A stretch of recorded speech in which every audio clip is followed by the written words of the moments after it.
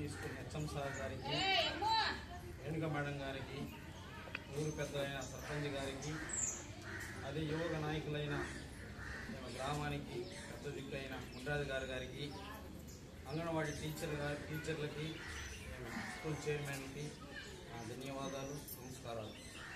పిల్లలకి నా ఆశీస్సులు. ఈరోజు మన భారతదేశంలో ఇది ఒక పెద్ద పండగ లాంటిది.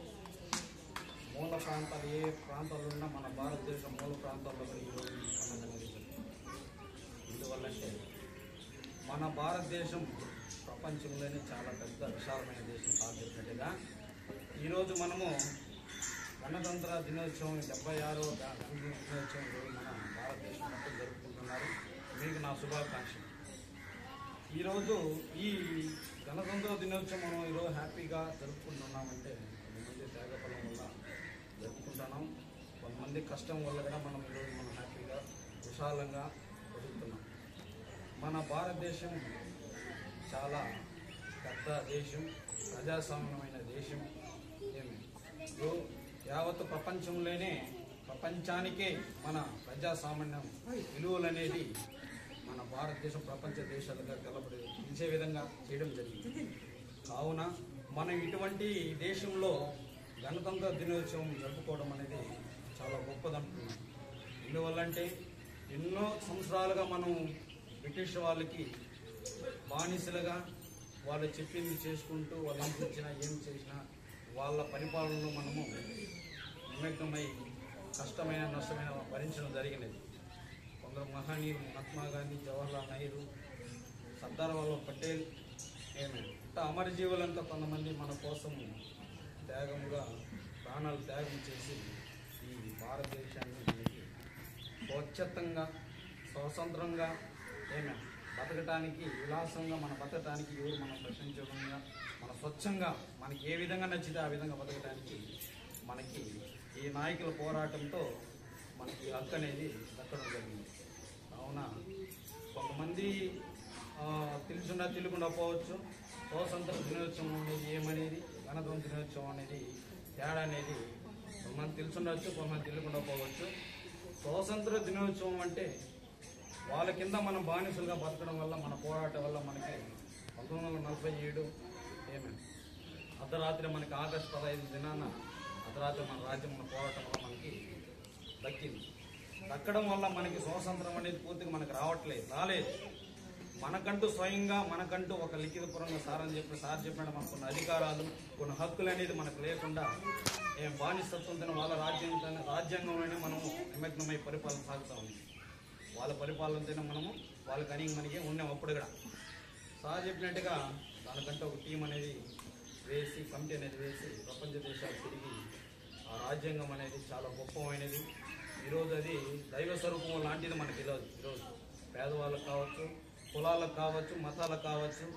మన భారతదేశంలో ఎన్నో రకాల జాతులు, మతాలు, కల్చర్ అంటే విధానాలు అన్ని కూడుకున్న భారతదేశం మనది. ఈరోజు ప్రపంచ దేశాల కంటే కూడా మన విలువలు చాలా గొప్పమైనవి. ఈరోజు ప్రపంచంలో మనం ఒక దిక్కుచూచిగా చూస్తున్నారు. మన భారతదేశాన్ని ఒక చుక్కలాగా మిగిలిపోయింది భారతదేశం. అంత పెద్ద ప్రజాస్వామ్య దేశము. ఆ రాజ్యాంగాన్ని ఈ అధ్యక్షుడిగా మన అంబేద్కర్ గారు ఒక అధ్యక్షుడిగా నిలబడి ఉండే నాయకులను కూడా ఆ కమిటీలో ఉన్న నాయకులు అనుసరించుకొని మనం ఏ విధంగా పెడితే మన దేశం ముందు కదులుతుంది, అభివృద్ధి చెందుతుంది, మనం ఏ విధంగా పరిపాలన చేసుకుంటే అందుకు మనం న్యాయం చేయగలుగుతామని ఆ రోజు నుంచి మన సార్ చెప్పినట్టు ఒక అధికారంగా ఒక ముద్ర అనేది పడింది మనకి. ఆ రోజు నుంచి మన హక్కులు, మనకి స్వాతంత్రంగా బతికే విధానము, మన రాజ్యాంగంలో మనం రిజర్వేషన్స్, ఏ కులానికి ఏ రిజర్వేషన్ పెట్టాలి, ఏ విధంగా పెట్టి ముందుకు కదులుతారు, పేదోళ్ళు పెట్టి ఏ విధంగా ఉంటారు, సార్ చెప్పిన ధనికులు పెట్టి ఏ విధంగా ఉంటారు అనేది ఆలోచించి ఈరోజు మన భారతదేశం యావత్తు మూల ఉండే వాళ్ళకి కూడా ఈరోజు దీన్ని అనుసరించి నడుస్తున్నారు. దీనివల్ల ఈ రాజ్యాంగం పెట్టింది కాబట్టి మనకంత చాలా వరం లాంటిది. ఆ రాజ్యాంగం లేకపోయినా మనం కూడా ఈ స్థితిలో ఉంటామనేది చాలా తక్కువ. ఆ రాజ్యాంగం విలువలతో కూడింది కాబట్టి ఈరోజు మనకు ఒక జవాబుదారీతనము మనకంటూ ఒక పార్లమెంట్, మనకంటూ ఒక రాజ్యసభ, మనకంటూ కొన్ని హక్కులు అనేది కల్పించడం జరుగుతున్నాయి. దాంట్లో మనం కూడా పేదవాళ్ళు కానీ ధనికులు లేకుండా సమాన హక్కులుగా పోటీ చేయడం, పోయి చట్టసభల్లో కూర్చోవడం, చట్టాలు రూపకల్పన చేయడము, మనకి ఏ విధంగా చేస్తే ప్రజలు అనేది డెవలప్ అవుతారు, ప్రపంచ దేశాలతో మనం పోటీ పడాలా అనే విధానంతో ఆ రాజ్యాంగం అనేది ఆ రోజు 1950 జనవరి 26న అందరూ అధికారికంగా దాన్ని ఆమోదించి మనము స్థాపించడం జరిగింది.